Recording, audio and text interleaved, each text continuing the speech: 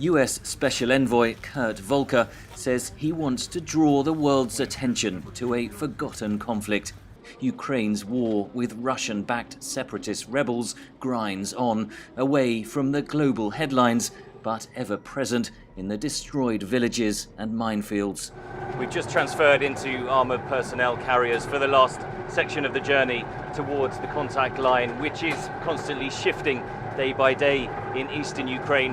We're on our way now to the frontline town of Popasna, where just in the last 24 hours, the OSCE Special Monitoring Mission here has recorded several ceasefire violations. It's a year since American OSCE monitor Joseph Stone was killed when his vehicle drove over a landmine.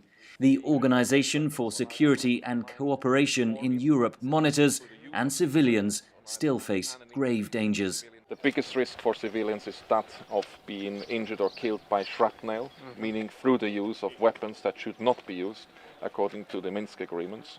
The second biggest category of injury is caused by mines and unexploded ordnance. OSCE monitors record up to 1,000 ceasefire violations every day, the majority carried out by Russian-backed rebel forces. Volker has backed a UN peacekeeping force in eastern Ukraine, but says he has heard nothing from Moscow on the issue since meetings in February.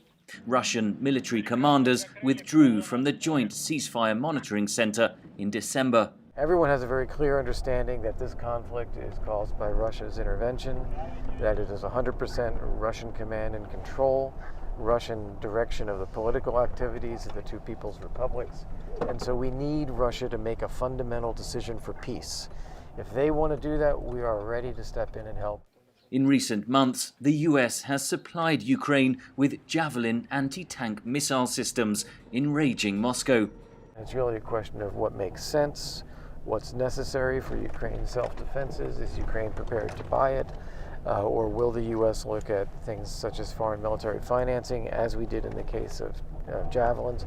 But this is now treating Ukraine like we would any other normal country. Ukrainian commanders made it clear they want more military aid. We will defend our territory, and 100% we will push the enemy from our territories. And we're sure of it if you'll support us. Volker did not promise more weapons, but his visit has refocused attention, raising hopes in Ukraine that the United States may offer more support. It's not clear if those hopes will be fulfilled. Henry Ridgewell for VOA News, Eastern Ukraine.